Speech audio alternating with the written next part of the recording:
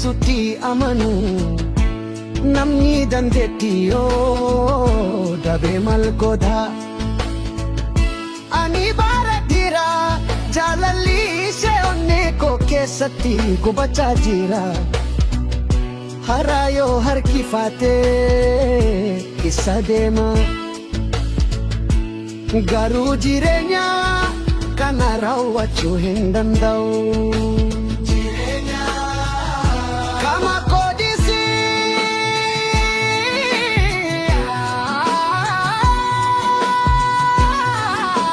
yona matina fana gote na hindogo gorinje chatoko dubate kana boda kana hindine katadu kana bodo kana hindine katadu jirenya kana honenko fudhate jirti garanko gutera jedhi ishawae kohidin mamtu gutu tau ayajeda garanko barakana gute jira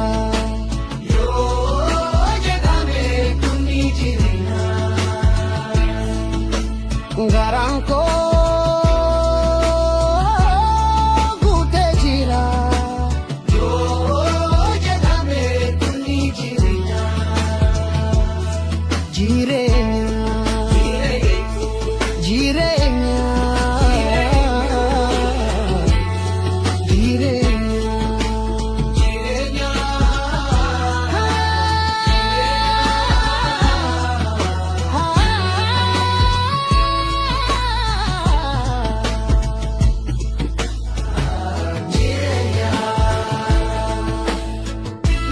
jecha tokole habura bafachu di suti amanu namni dandeettiyo dabe malgoda ani baradira jaalalli ishee onnee koo keessatti gubachaa jira harayoo harkifatee isa deema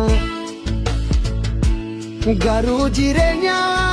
kana raawwachuu hin danda'u. Kama kodisi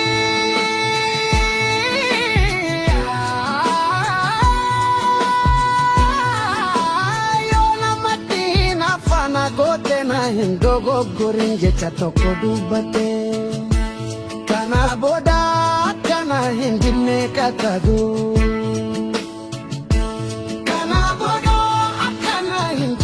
katadu jirenya kana honenko